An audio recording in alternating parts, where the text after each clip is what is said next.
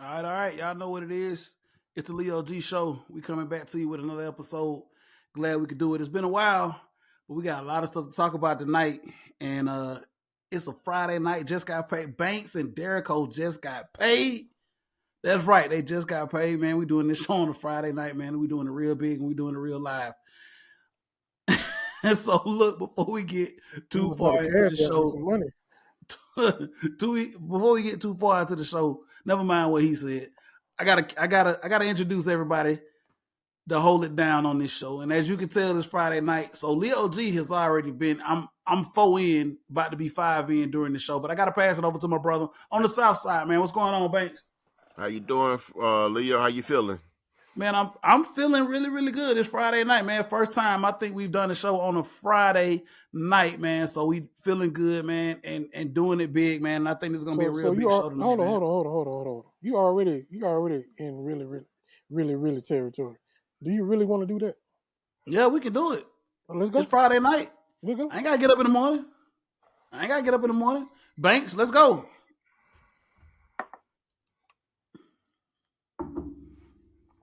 Okay, well, Banks, our man out tonight. If you're listening to us on the audio, Banks just pulled up a bottle of water. But anyway, man, let's get the show started off, man. Like I just said, I got my man Banks on the south side holding me down, man. What's going on, Banks? Yeah, how you doing, Leo, man? What's going on, Derico? What's up? Yeah, they got that dude out there on the east side, man, Derico, that's already starting problems. He been doing this thing for a minute today, man. What's going on, Derico, out there on the east side, man? How you feel? Hey, man, I'm feeling glorious. I mean, it's a good day. The weather's good. The sun is out. I'm outside tonight because I want to chill. You know what I'm saying? So I'm feeling all right. I might see some other stuff going on.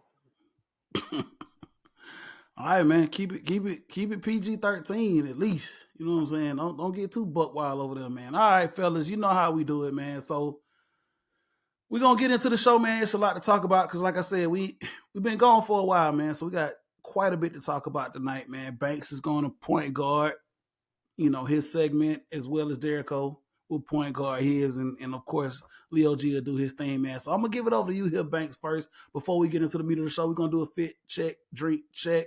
Let everybody know what you got on, and let everybody know what you're sipping on tonight, sir. Well, just had to do the throwback today. I'm wearing the number 10 Barkowski with the throwback jersey with the hat. Not drinking on anything today, fellas. Gotta take it easy. Just doing some good water. So you guys got me beat today. Banks say you guys take it easy tonight. Oh, damn, I wish you would have gave us the memo on that, man, and I would have slowed down a little bit, man. So you're going to be the only one on the sober train tonight, because I'm damn sure it's going to go off the rails with me tonight. But that's what's up, man. Derico, let everybody know what you out there sipping on, man, what you got on, man. Hey, first of all, I want to address Mr. Banks. Hey, if you're on antibiotics, just say you're on antibiotics. I'm just saying. No, sir. No antibiotics, anything like that. I am straight just drinking water today, sir. I'm just saying. Boy, it's about to be a live one tonight, boy. I mean, if you trying to cover up your Geritol self, I mean, hey, listen, we can do this. Hey, I don't have to be drunk to get up into you. So I mean, I'm just saying. Boy, keep it on the tracks. Keep it on the tracks, Derico. Let's go. Tell everybody what you got on, man. Hey, I'm repping this old school throwback, just like my man Banks talking about. But this Neon Dion, you know what I'm saying, prime time in the house. So I'm just gonna do that like that, That's what's up, man. Got the throwback. Banks, he bought it back in 1988 when Dion first came to Atlanta. Y'all already know what it is. And what you drinking, brother? I ain't drinking this, but I want to highlight this. This Greenwood 1906. That's right, you said Greenwood whiskey. Yes, it was in honor of the Greenwood district in Tulsa, Oklahoma, during the Black Wall Street era. This Greenwood 1906. But what I'm sipping on is a good day for this E.H. Taylor small batch. Okay. E.H. Taylor small batch. That's what's up, man. And let everybody know how long you've been doing it. Today, how long have you been on it? If you care to tell. If you don't want to tell, then that's fine. We know. Banks and I know, but I get off at 7:00. okay. All right. Well, that's what's up. All right, fella. So look, great minds think alike. Before the show got on, man, they had to, you know what I'm saying, clown me, reel me, whatever the case may be. And that's whatever. You know what I'm saying? It is, we are in camp, training camp. We'll get to talk about it here in just a minute. But you see, all of us have some rendition of the Atlanta Falcons throwback. I have mine on. One that they currently still wear. They're going to wear it a couple of times this year. Of course, 99. Apparently, somebody said my big ass look like Warren Sapp in this, whatever. But that's what I'm doing, man. I'm wearing the throwback Atlanta, you know what I'm saying, black. This is like the earliest rendition of the 1966 edition of the Atlanta throwback. Derico, go ahead. A light skin Warren Sapp. A light skin Warren Sapp. Okay, thank you. What I'm drinking on tonight is I got a single barrel edition of the 13th Colony. Shout out 13th Colony out of Americus, Georgia. We got it right here. Single barrel edition. Shout out to the plug for getting this out to us. It's a barrel proof 13 Colony single barrel, and it is quite delicious. It's a caramel bomb for those of my bourbon brothers that like to drink it. It's fire. Derico, what's up? I forgot to say that this fine bottle is straight from the deck. Straight from the east side. That's what's up. I got another bottle I want to feature tonight, man. Maybe they could plug me or something. But this here, fellas, is straight Atlanta. One of the only whiskey distillery. Well, it's a couple. I think you got Old 44, but this is ASW. They're a distillery right here in the ATL. They age a lot of their bottles right over there in the West End. This is a single barrel bottle of ASW. It's their Georgia Heartwood. It's a single barrel pick from my store right up the road, Tap House. Filler edition, single barrel. I hadn't cracked the seal on it yet, but I definitely wanted to feature it, man, because it's ATL everything. Bottled and aged right here in the ATL. This is a single barrel pick, man. By Tap House. So if you're in the ATL, man, if you want to come down on the south side to Tap House, they only got a couple of left, Derico. They only got a couple of left. But I'm pretty sure it's delicious. Hopefully I'll let you know how this thing is before the next episode. So that's what I'm on the 13th Colony tonight. Definitely wanted to feature the ASW Filler Single Barrel Georgia Heartwood. All right, fellas, man. So we're gonna get ready to get into this show tonight, man, because we are at the precipice of that time of the year where like all the sports kind of intersect with one another. We are here. It is here. Football is back. We'll talk about that here in just a minute. Baseball is now getting into the, we separating the cream from the crop. You still got soccer, MLS here. We getting into the nitty gritty with that. This is the time of the year that we like, fellas. Banks, this is the time of the year that we live for, right? Right at this time. This is what we live for, man. Absolutely. If you're a sports fan, you better live for it. I don't know what else to say. I mean, if you not to be necessarily living in Atlanta or be an Atlanta sports fan, if you're just a sports fan, period. And, unfortunately, we don't have one of those big market sports in hockey. So we could have enjoyed 5 sports all at once, which would have been phenomenal. Yeah, I mean, hey, maybe one of these days, man, it might get back to us. We'll just have to see about that, man. But this is that time of the year, man, that you just gotta love, man. Everything kind of coincides with everything, man. And we get to talk about a lot of stuff, man. We've been gone. Summer vacation, summer break. I'll let the guys talk about what they've done over the summer, man. But me personally, I had an opportunity, a great opportunity to go to the mother continent, man. If you hadn't been, I suggested everybody go. I spent about 8 days in South Africa, which was a wonderful experience. And of course, me being the sports fan that I am, I got a chance to talk about sports with the people of South Africa. Really, really big on soccer, of course, in South Africa, and really, really big on rugby in South Africa. So go ahead and take another one. Go ahead and take another one. I ain't see you take one, Derico. Let's go. Yeah, you're gonna be hurting tonight. You can take you a swig of water, Banks, if you want to. But yeah, I got a chance to spend time in South Africa. Had a wonderful time. Had a wonderful time down there in South Africa to talk about rugby, which is a big sport down there, and also soccer as well.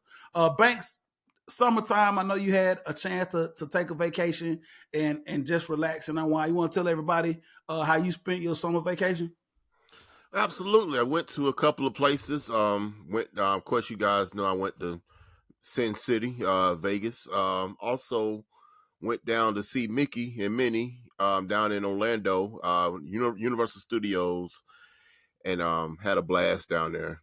Um, Pretty much being a kid at heart, but you can never grow old when you talk about amusement parks down there. That's what's up, man. That's what's up, Banks. Love to hear it. Love to hear it, man. I'll get back down there in a minute, and hopefully, I got a trip in my future here going to Sin City next year. We got a very important trip with them Dirty Birds going out there to Sin City, man. First time ever Dirty Birds play the Las Vegas Raiders. So we'll talk about that as time goes on. Derek Cole, man, let everybody know how you been spending your summer, brother. Initially, I started my summer off volleyball, volleyball, volleyball. Then the volleyball season ended, and we took a glorious trip to Punta Cana in the DR, the Dominican. All I will say is that's a third trip to the Dominican. This is the first time we went and actually stayed in the Dominican. I'll be going back to the Dominican. Cool, cool. Glad you enjoyed the Dominican Republic. It's always a fun time down there. I've been down there a couple of times as well, man. Dominican Republic is fun. Definitely going back, obviously, to Orlando Banks too to enjoy that. You know what I'm saying? With my youngin, with my son, we've been there before, but definitely have to make that trip back to Orlando. And Banks, you can give me all the details on that, fellas. If you definitely want to go over to South Africa, hey, listen, trip of a lifetime, man. We enjoyed it, man. Of course, I told you all guys about the details and the experience that we had over there in South Africa, man. So look, that's what we did this summer. It's time for some sports, man, as we roll on into this thing, man. And so we're gonna pass this thing over to Banks here, man. We're gonna let Banks talk about some baseball here, man, as we start to roll into this thing, man, and start getting closer and closer to the playoffs here with MLB and our Atlanta Braves, because there's a lot to talk about, man, and we are having fun watching these Atlanta Braves. Banks, what's up with these Bravos, brother? Listen, this team does not need no introduction. I guess you both guys know, Derico and Leo, that these baseball phenoms, that's what I'm going to start calling them, because they are phenoms. They also took a hefty win today against the Chicago Cubs, 8-0, with Max Fried debut since his injury back in April, which dropped his ERA down to 1.69, fellas.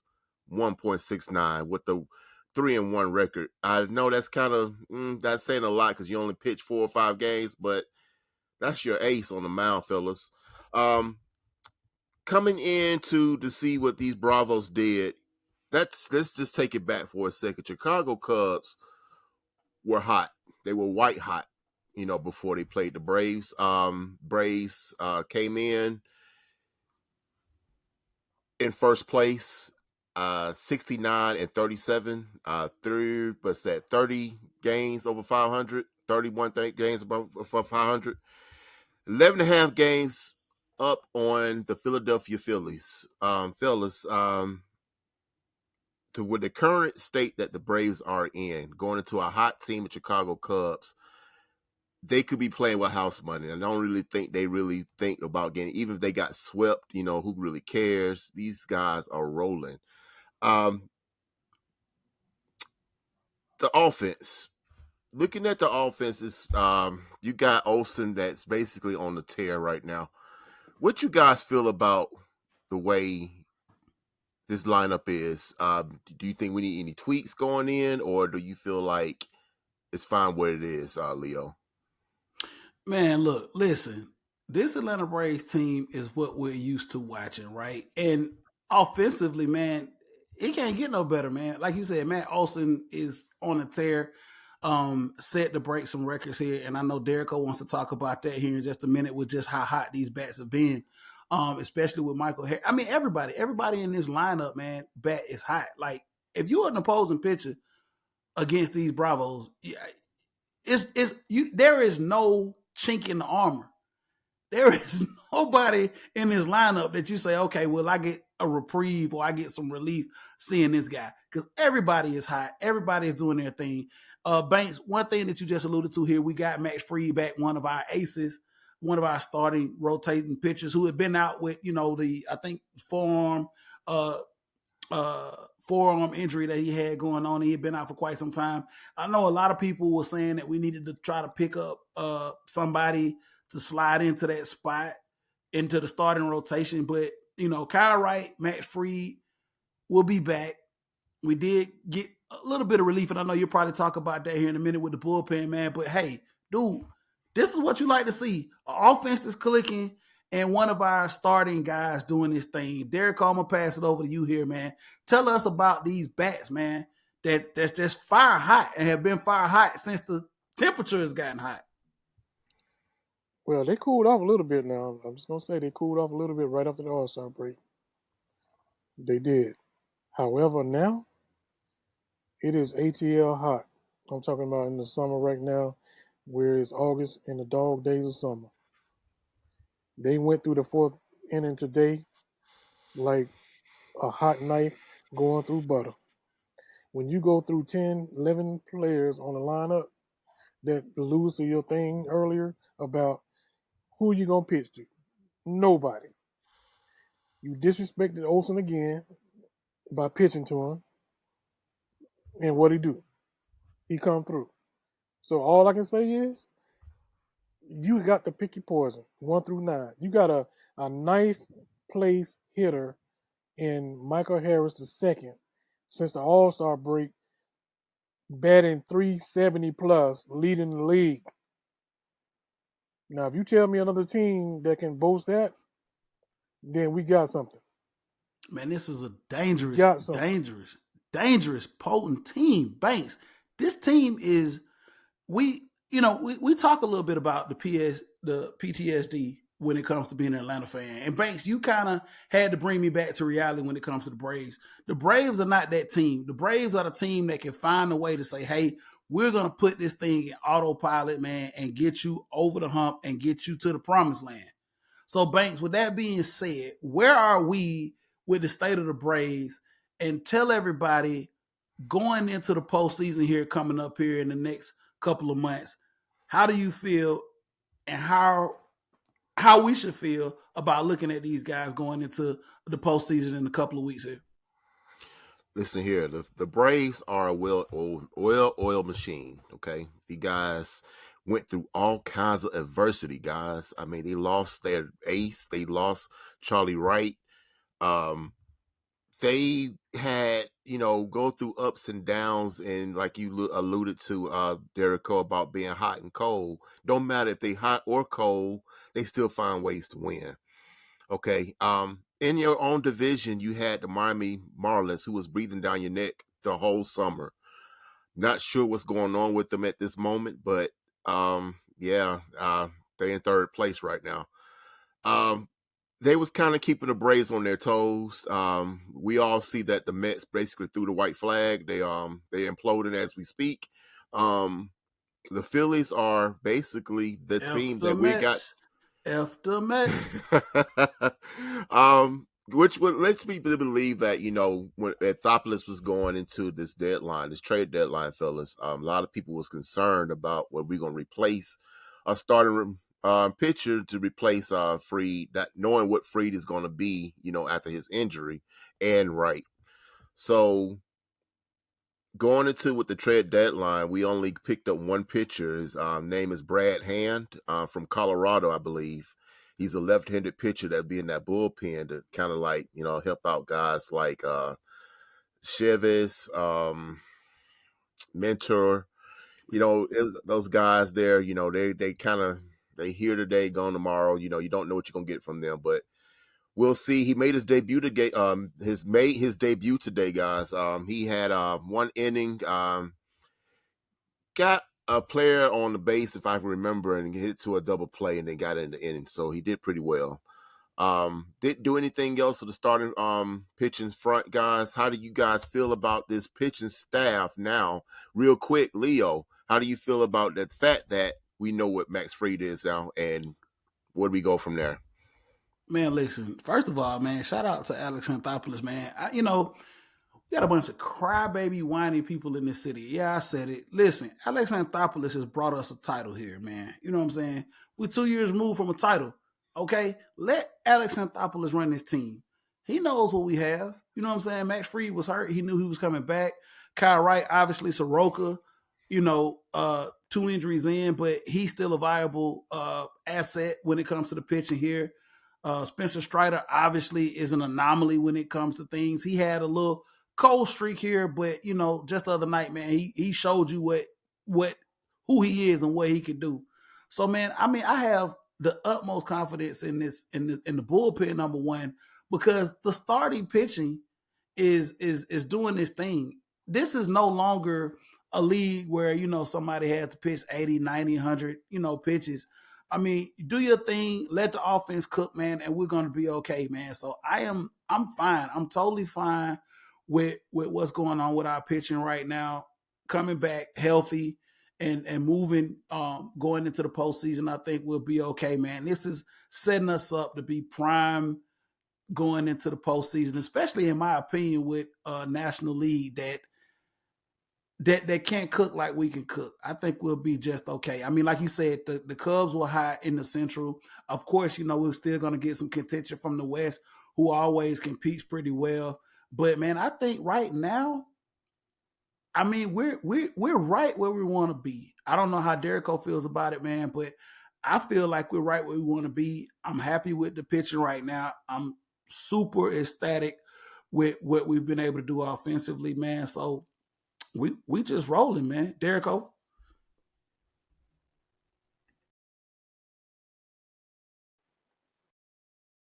What say you, Banks, in rebuttal to Mr. Walker over there? No, I was just basically wanting to piggyback on what he was saying. That we forgot about Bryce Elder. He's doing pretty good. He has an 8-1 record. His ERA kind of spiked up a little bit, but I think the pitching is the last thing that we and fans of, in particular of the Braves, need to worry about. I have my concerns going down the stretch, but we could talk about that another day, perhaps. Basically, it's August, guys. I can't really think anything more past the next team. We play Pittsburgh after this series. That's the only thing I can look forward to. Yeah, we're gonna be there in the playoffs. I get that, but I think I will worry about the state of this team head into postseason probably around September. Right now, I'm enjoying the wave. I'm so stoked that Fried has returned from his injury, and we possibly, it was like a free agent pickup if you really look at it that way. He came in and set the world on fire, and whoa, no one saw that. Forgot about old Max Fried, yeah. And not to mention, you still got Charlie Morton, you still got Spencer Strider, you still got Bryce Elder.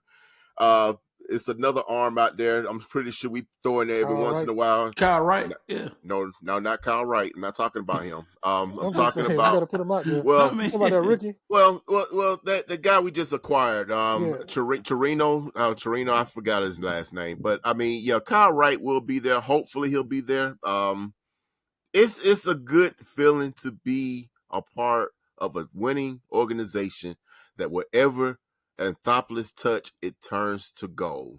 I don't know what else to say about it. It's just like, you got teams that come and give us their best shot every single day.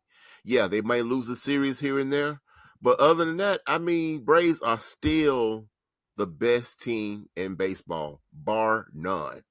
The only thing I don't like about the Braves is they will play down to them sorry teams like Oakland.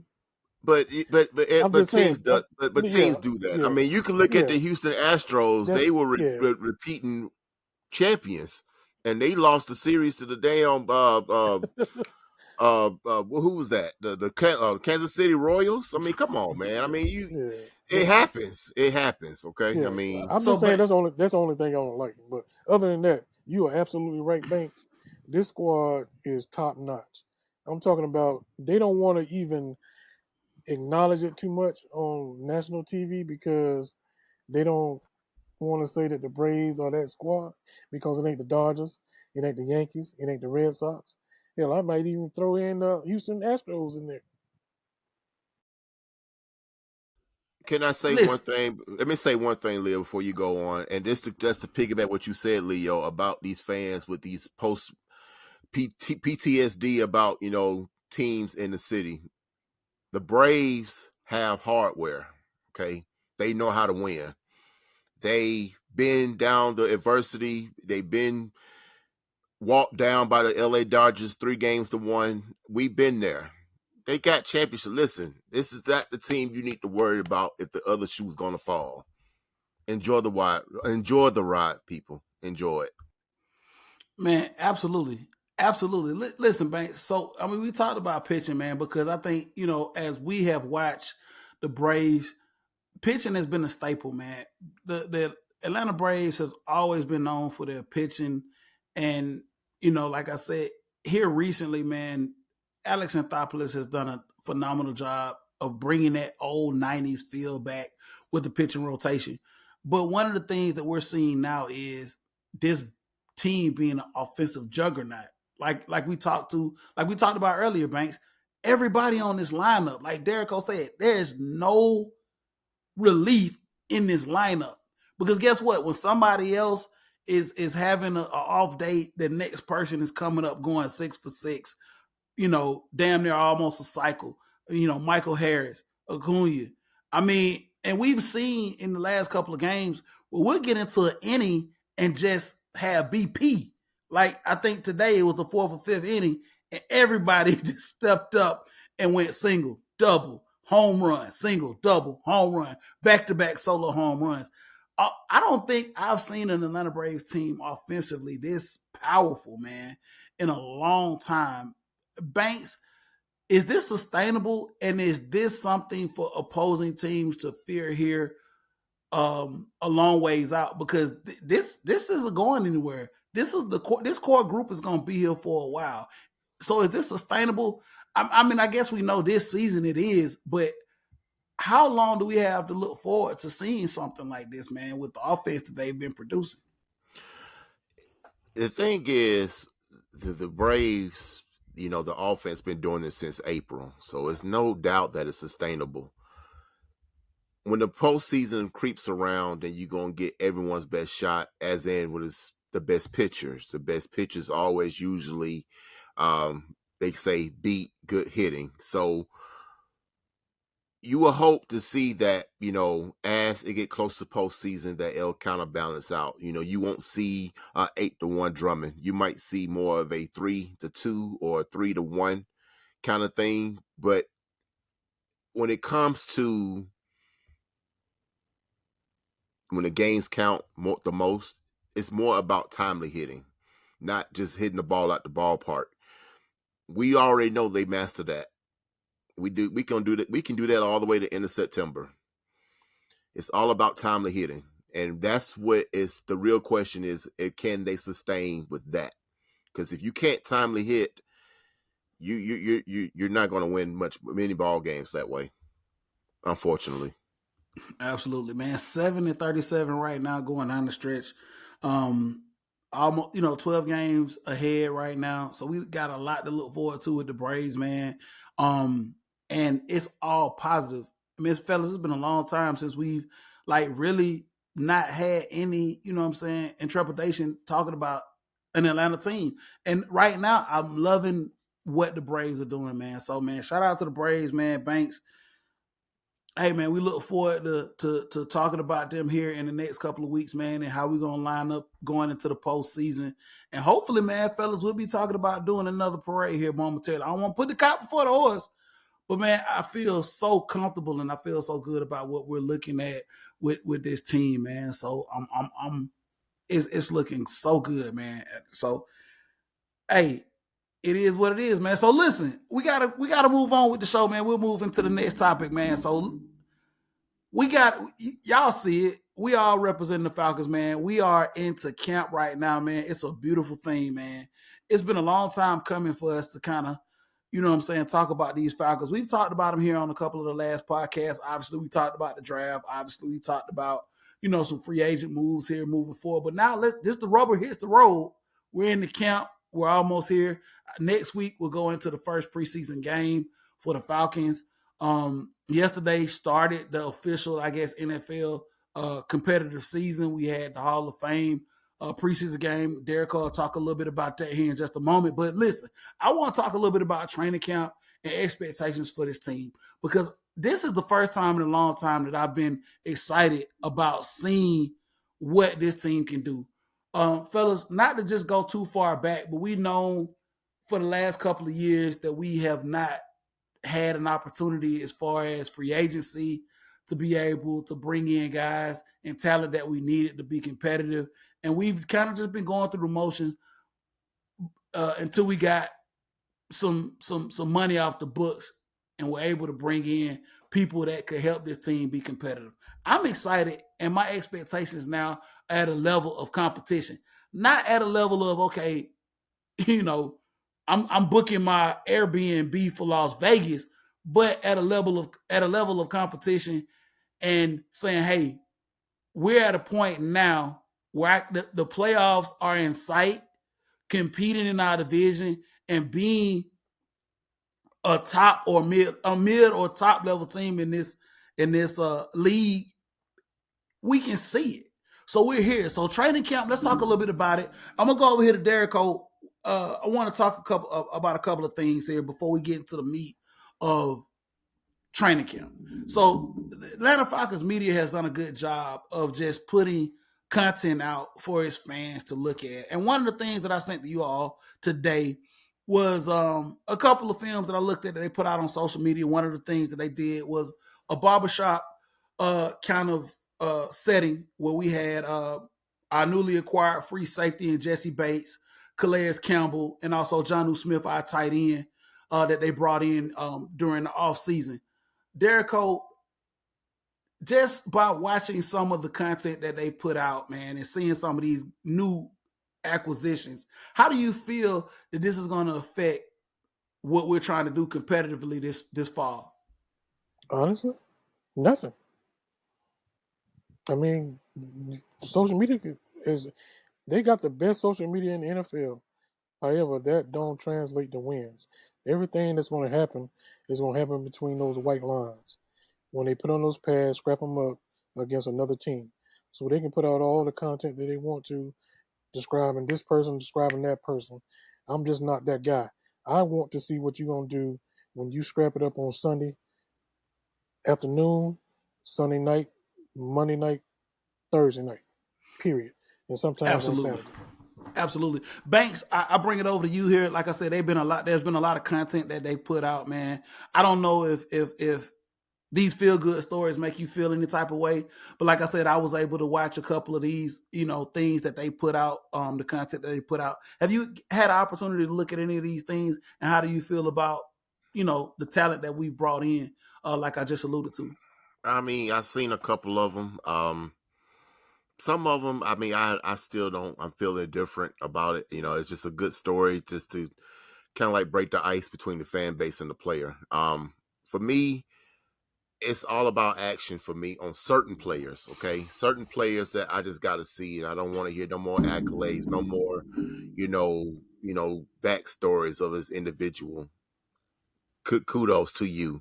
I just need to see you do something now. Other than that, though, I mean, I just feel like going forward, I think the players that have a lot more to prove will have a big magnifying glass on them, Leo. And I think a lot of people in this fan base are going to make it known that if this, particular players don't produce, or if they do or not, and it's going to be a real roller coaster of a season. All right. Kicking it back over to you, Derek, man. So listen, we brought in a lot of talent. We've had an opportunity to have money in free agency and bring in some top tier talent. Obviously, going into this season, this is where we are. Like you said, in between the lines guy. So where you stand is this is totally based on what we've done in the offseason, where you are line up and let's see this, or do you feel confident? Because we're going to throw away what the past regimes have done.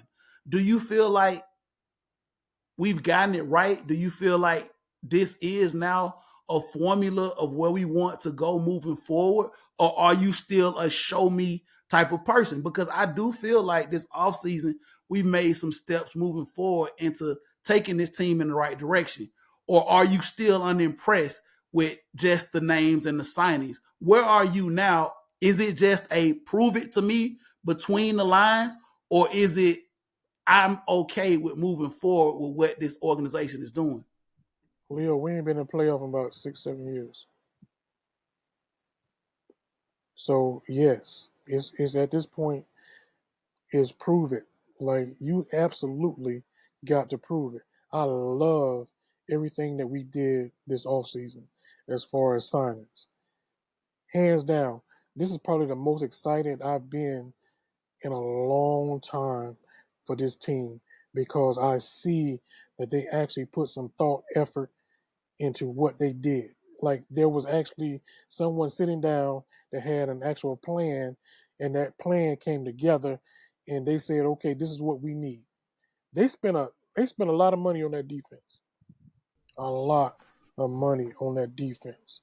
So my expectation is that defense better be top 10. It better be. They went and got a defensive coordinator from that other team. They went and got a D tackle from that other team. They went and got a safety from another team. They went and got everything except a linebacker. That's the only thing that I say that they did not go get was a linebacker. Other than that, this team better be stout up front. They better be rough on the edges, and they better be tight in the back end. So you're confident. I mean, so basically, you're okay with the groceries that we brought in. It's now all about how we gonna cook. Oh, absolutely. I mean, I made sure that I said that I like what they did in the all season as far as on the defensive end. Okay. Love it. Okay. Absolutely. Banks, go ahead. I just wanted to kind of like correct you on Derek Cole. They did bring in a linebacker from that other team, Caden Ellis. I forgot. Yeah. My bad. I know what you're talking about. Listen.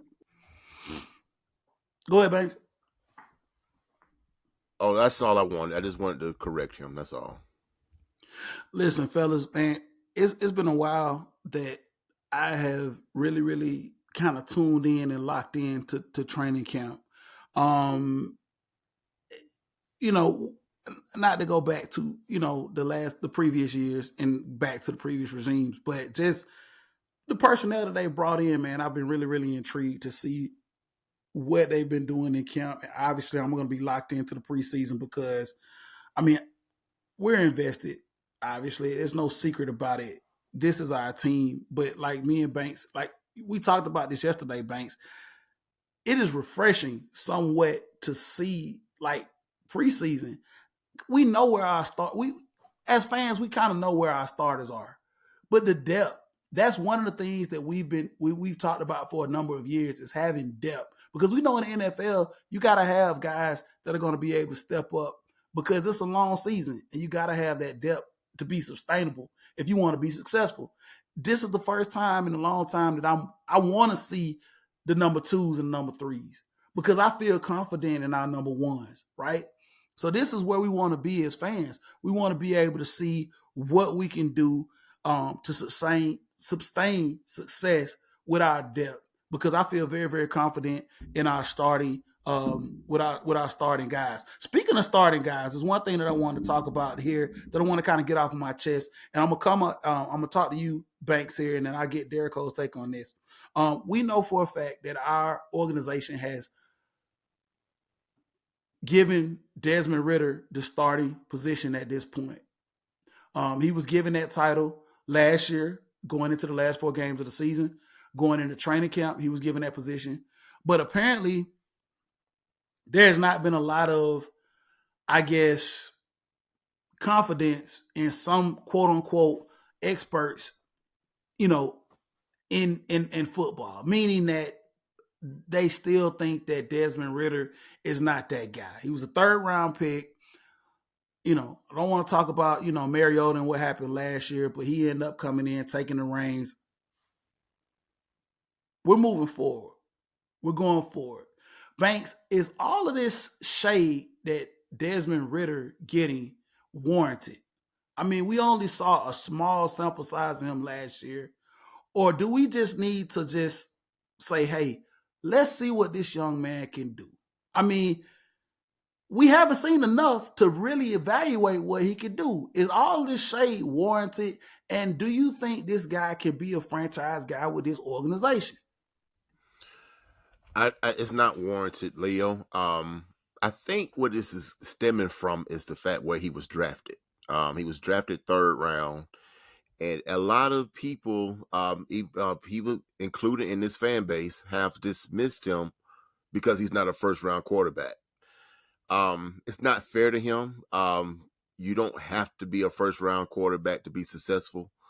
Um, it's just unfortunate that they already dismissed him for whatever he's done. Like you said, he only played 4 games. That's not even enough to even be negative about him. He hasn't done anything enough for you to say, no, he's not the man. You don't know that. Can he be? He could. They definitely did a good job of putting a lot of weapons around him to be successful. I've seen through the past 3 drafts of what they were trying to do of keeping this quarterback upright. Even before he got here, they got a tight end. So that's one mission completed, that he's got a safety blanket off the rip. So, yeah, they've, so far so good. As for me, yes, I think he Yeah. can be successful. All right, Derek Cole, man, I'm taking the gloves off, man. Is this shit fair to Desmond Ritter, man? I mean, yes, he has to prove himself, man, but is this fair to him going into this season that nobody is giving, put like this here, being the quarterback, meaning he's the most focal point of this team? Is this, fair to him how the perception is? Like, he can't be a franchise guy. Is this fair to him, man? Well, let me play devil's advocate here and say he's a professional. So one thing he should not do is listen to the chatter outside the organization. That's number one. If he's listening to that, then I don't want him as my quarterback. Because if he's listening to that and making his decisions based on that, then that's a problem. Now, if you're talking about this fan base as far as what they want to think or what they want to assume, that's different. You know what I'm saying? You always gonna have these old fickle fans in Atlanta. They're gonna have a prototype of what they feel like should be our quarterback. That's evident. We already know this. You also gonna have some people that's gonna be suspect and put the crown on somebody before it's time. So I'm going to stay in the middle of the road here and say what we need out of Desmond Ritter is to be efficient, do not turn the ball over, and run the offense. We don't need him to be that guy behind center. If he can do that this first year, because I'm going to say it's his first year, he only played 4 games. If he can do that his first year and our defense ball out like I think we're going to do, we good. Absolutely. I mean, I feel like it's unwarranted, give this guy a chance. You got to give guys a chance. Obviously, fans, we're fans. We're fans for a reason. These guys, the GMs, the coaches, they're put in position to be able to evaluate talent and understand what they need in order to be successful. Everything that I've heard about Desmond Ritter since he's been drafted is that this kid is a leader, that this kid is a student of the game, and that this kid can turn into potentially a franchise quarterback. And that's what we want to see. So we got to give this guy a chance and an opportunity to do that. Banks, like you said, he has the opportunity with the things that have been put around him. Like you said, Derek Cole, he does not need to do above and beyond. He needs to do what he can in order for us, to be successful. Manage, not turn the ball over, and go to the guys that we have. I mean, we get Kyle Pitts back. Obviously, Drake London is going to be a great viable weapon for us as the number one receiver. We drafted a guy in Bijan Robinson that's going to be in the backfield. Tyler Algiers, over 1,000 yards rushing. In my opinion, maybe you guys can tell me if I'm wrong or not. And you guys can tell me if I'm drinking the Kool-Aid. And I'm going to go to you, Derrico, first here, not to hark on this too long. Derrico, I personally think we have a top-tier offensive line. Correct me if I'm right. Correct me if I'm wrong, but I feel like we have a top-tier offensive line in the NFL, not just in the division, not just in the conference. I think in the NFL at this point, I think we have a top-tier offensive line. I can't dispute that. I mean, they was top 5, I think, in rushing. The only thing that we can knock them about, but I don't think that was per se all of their issues. I mean, I believe that we have a line that can hold up in the run game, in the passing game. We just need to make sure that the passing game part is handled by the quarterback. Period. Absolutely. Banks, how do you feel about this offensive line? Kind of stole my thunder. I think the offensive line is just A1 when it comes to that rushing offense. For the passing, I still think it's kind of some work to be done there. I mean, they would admit to you themselves that they're not the best in pass blocking, but at the same time, they're not bad. They're not the worst that they used to be. I think they're somewhere in the middle of the pack when it comes to like pass blocking. But when you're going to be rushing the ball 60%, 65% of the time, yeah, you can't help but to be the best because that's all you're doing is pushing defensive lines backwards. So, yeah. And one thing I can say, man, from a draft perspective and from a free agent perspective is this team has gotten big. You know what I'm saying? There was a point where I hate to even say this, but it was a fast and physical mentality here with this franchise. That is no longer the case. This is now a big and physical team. I think that we all can agree that we want to get big and we want to get physical on both sides of the ball, not just on the offensive line, but in the backfield, our wide receivers and our tight ends. When you look at the defense, we have gotten big, very, very big and very, very physical.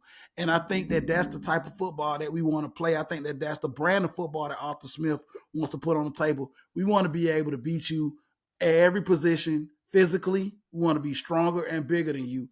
So I have no problems with that. So look, fellas, just a couple of things here before we move into the next segment. A couple of things that I want to talk about. We've had now a chance to digest what we did in the draft, right?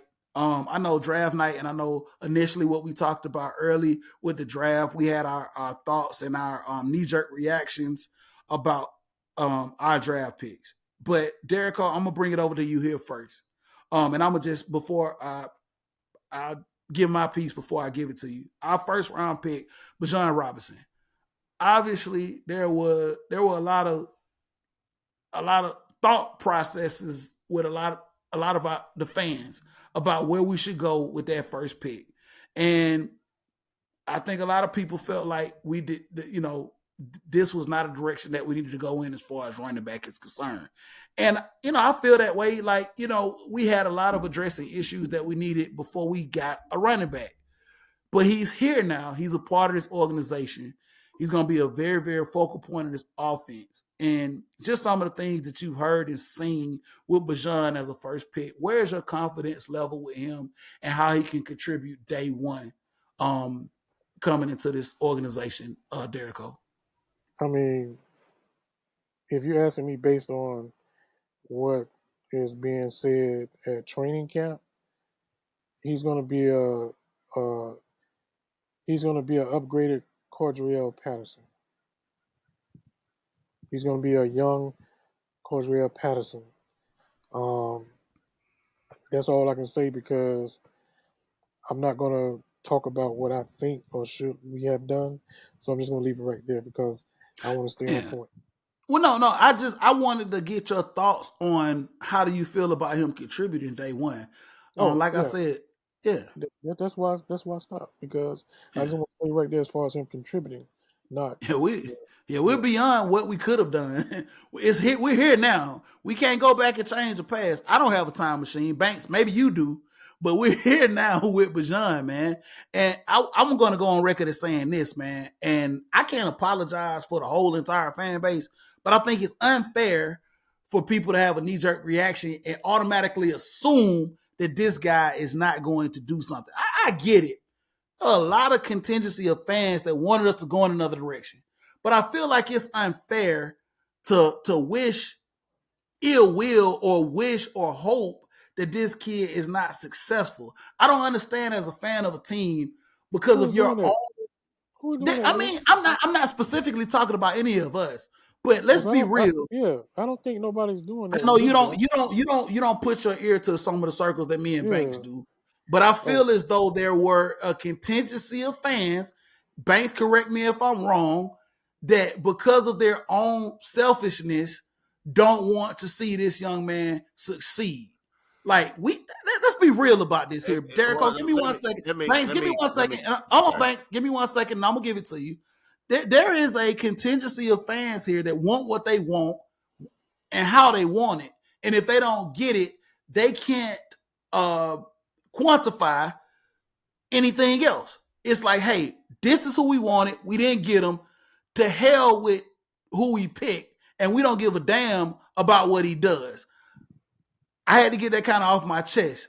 Banks, I'm gonna give it over to you. Now that I've said what I've said, where are we now with Bijan and him being successful with this organization, man? Well, let's take a trip back. Let me use that time machine you claim I have. Back in April 28th, when we drafted this man, we all know who was on the board at the time. At that moment, at that particular moment, it was almost a clear assumption that this team was going to go that direction. Um, it was whispers and rumblings about Bijan Robinson prior to the draft starting. I don't think a lot of people took it serious. That's why it kind of blindsided everybody. Um, when you had that particular individual on the board still. I don't think people was kind of wishing ill will towards him. I think they were pretty much pissed off at the organization for being, I don't know. I guess the word is being selfish. A lot of fans was like looking at it one direction as to say, we should have went this direction and no other way because he was right there in our laps and we didn't do it. And, Falcons going Falcons, and this is what they do. And we all know they do this. And he's not going to be here in 5 years, blah, blah, blah, blah, blah. I heard it all. But I think what we as fans have learned throughout these months that he has been here, that he's a good stand-up guy. He has a lot of good reports coming out of training camp. Lots of good reports. So I think just in that what you're saying about the fan base at that moment, that knee jerk reaction, yeah, it was mainly towards the organization, I believe, and it was the way I felt. It was. I mean, I can feel exactly what the city was feeling. Hey man, Absolutely. pull like this here, man. I want to go on record as saying this here. Y'all can say what y'all want to say about me, man. But listen, anytime somebody gets the opportunity to put on this uniform to represent the Falcons, the team that I love, man, I'm gonna give them my support wholeheartedly until they prove me otherwise, until they cannot hold up their end of the deal. You know, that's all I can do as a fan. Because once again, at the end of the day, this podcast is driven by us being fans of this team. And I can't speak for.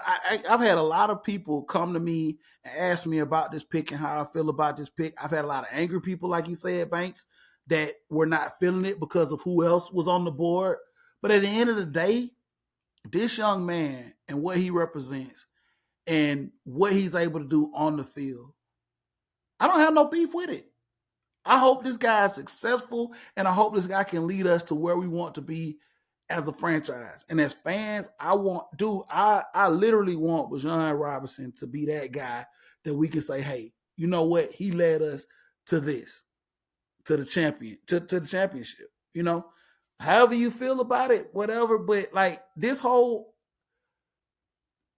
idea of I didn't get what I want, so now I want to be right.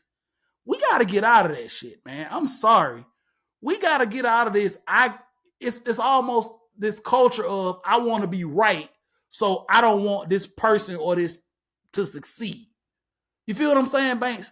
And Derek Cole, like I said, I know you try not to listen to those circles, but it's become a sense of people want to be right about how they feel, and instead of seeing the big picture.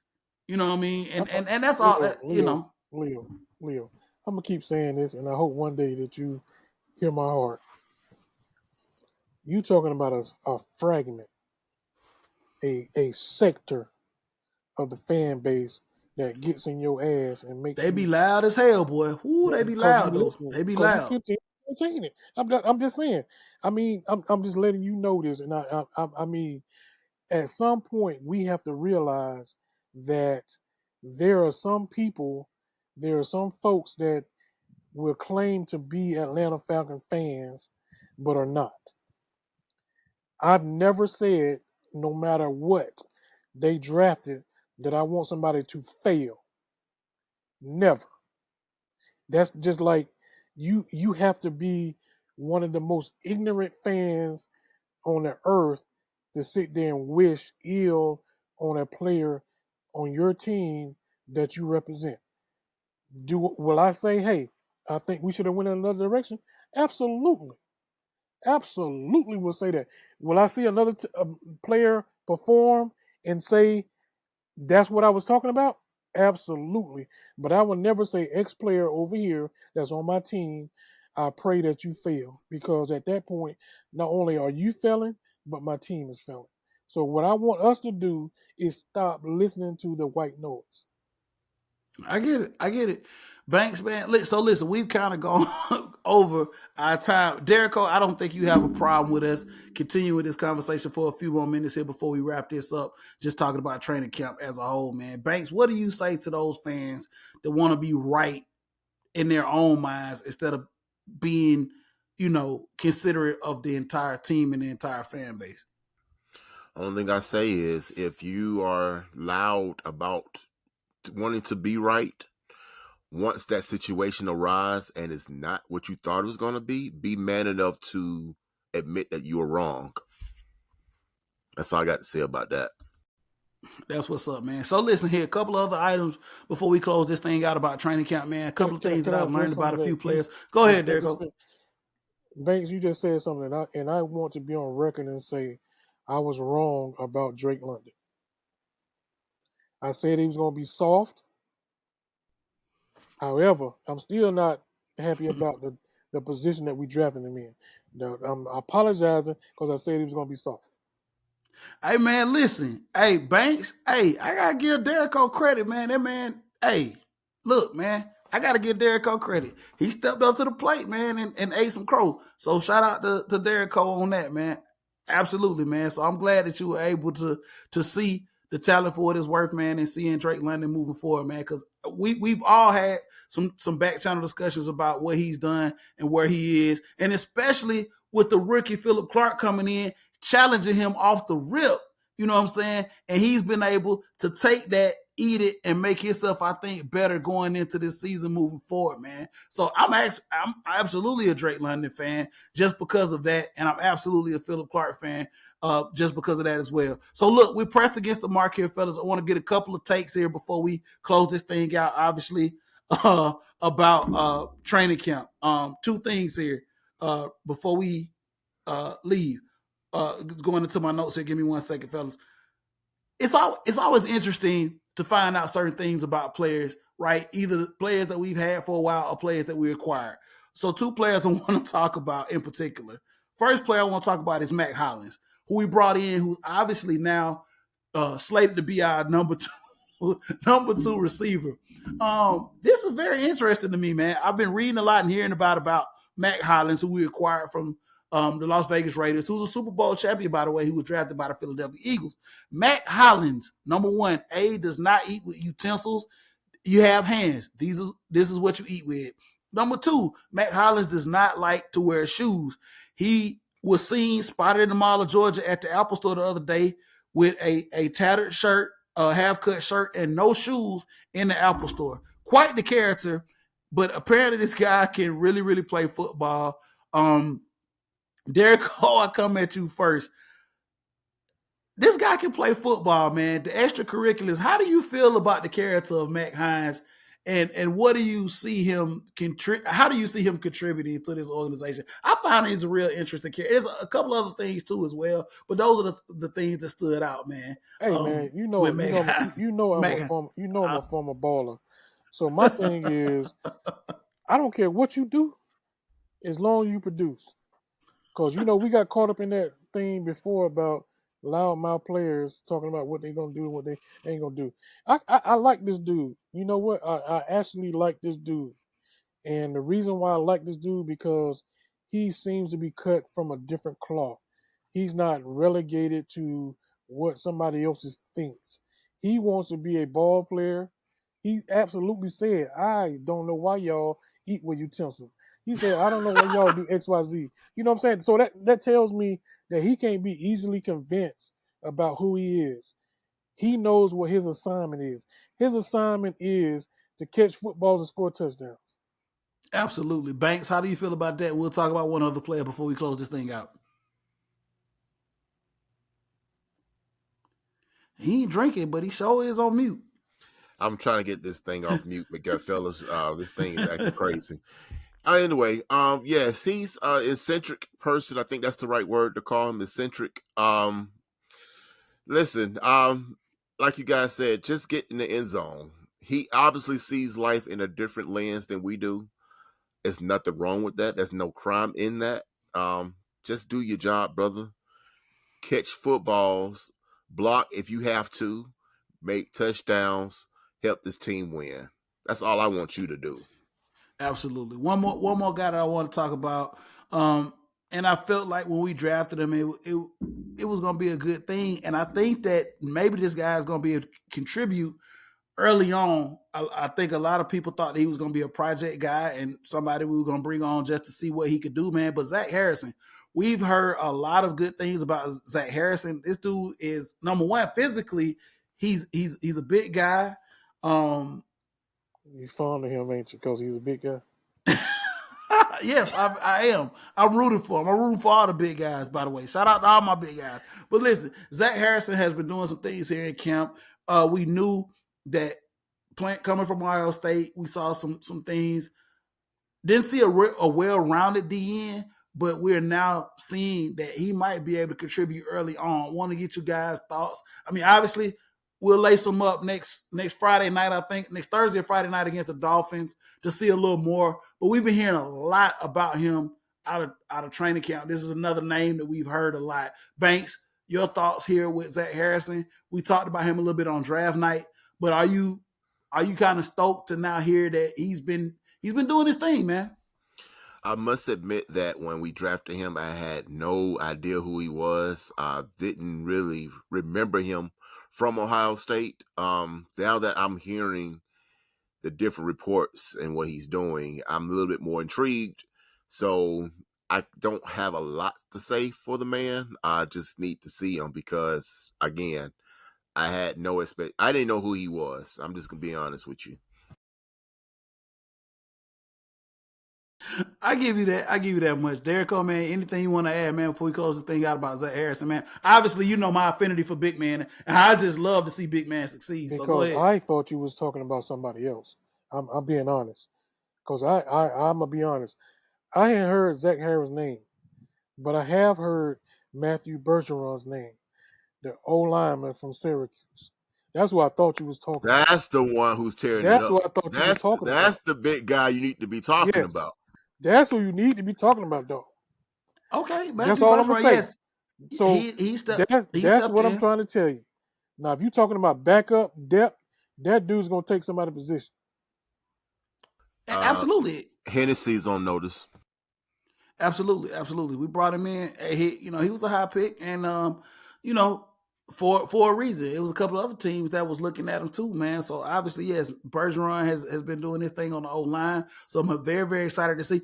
Next week we'll have a lot to talk about, fellas, man. Preseason game coming up. They're doing some joint practices with the Miami Dolphins next week. So, man, exciting times. So listen, we didn't get a chance to scratch the surface. There was a lot of other things we want to talk about. Obviously, Derek O, you had everything lined up to talk about the Hall of Fame, our class that's going in. I also want to talk about a little more soccer here as it pertains to the United States. This summer was filled with a bunch of teams that came over from Europe and played all across the country to promote the sport and to grow the sport. And I think that we're at a point now in this country with soccer where it's about the turn. And we'll of course talk about that at a later date with our podcast because we love to do it. Derek O, let everybody know how they can find you, man, before we close this thing out. You can find me right here where I'm at right now, out here on my patio. This motherfucker right here, man. Banks, go ahead, let everybody know where they can find you, man, before we close this thing out, man.